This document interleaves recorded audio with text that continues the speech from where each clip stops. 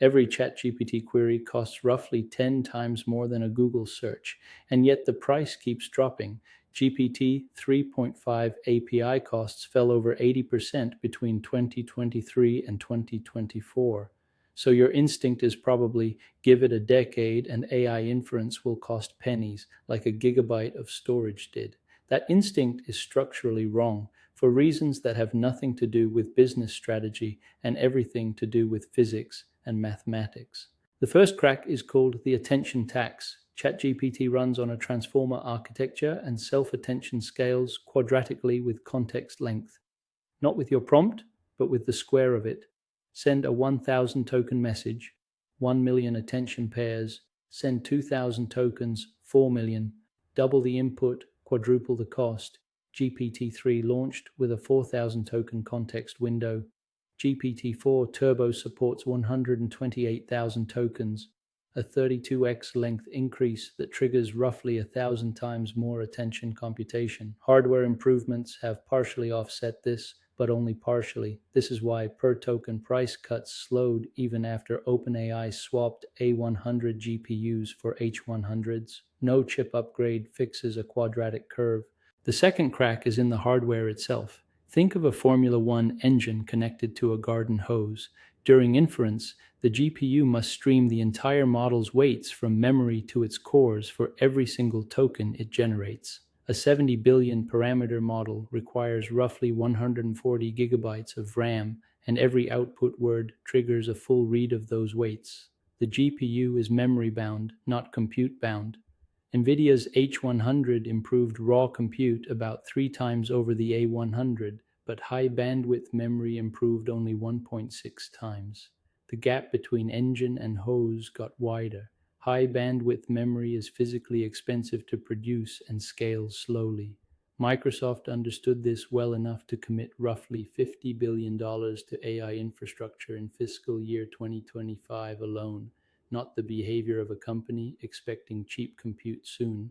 The third crack kills the optimist's argument entirely. Smaller models are real. Mistral 7B runs on a laptop, Phi 3 Mini fits on a phone, but they demonstrate 2020-era GPT-3 capability. The tasks businesses actually pay for, complex legal analysis, multi-step code generation, nuanced reasoning, still require frontier models, and frontier models keep getting larger. OpenAI's scaling research, confirmed by DeepMind's Chinchilla paper, shows meaningful capability. Jumps require 10 to 100 times more compute. Every time researchers find a way to run a capability level more cheaply, through quantization, distillation, or mixture of experts, that headroom gets reinvested into a more capable model at the same price. GPT 3.5 inference got dramatically cheaper, and those savings funded GPT-4, which cost more per token than GPT-3 did at launch. This is the treadmill. Efficiency gains fund the next capability jump rather than reducing your bill. Cheap AI and frontier AI are not converging. They are two separate markets moving in opposite directions. Consider Google in early 2023. Search processes roughly 8.5 billion queries per day at about 0.003 each, around $2.5 million daily. Adding ChatGPT-style responses at 10 times the cost per query pushes that to $25 million per day, over $9 billion per year, before a single dollar of new revenue. That's why Sundar Pichai publicly acknowledged the cost challenge. If the most profitable search business in history can't absorb AI compute costs, the smartphone analogy was never the right frame. OpenAI was projected to lose over $5 billion in 2024 on roughly $3.5 billion in revenue.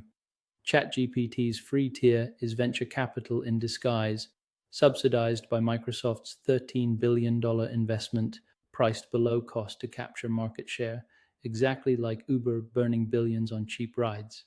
When that subsidy ends, prices rise or the free tier disappears. The most capable AI will remain expensive by structural necessity, not corporate greed. If your work requires frontier model reasoning, that cost is real. If a smaller model handles your use case, Near free pricing already exists, but be precise about which category you're actually in. AI costs will fall at the margins, but the treadmill doesn't stop. It just runs in a bigger room.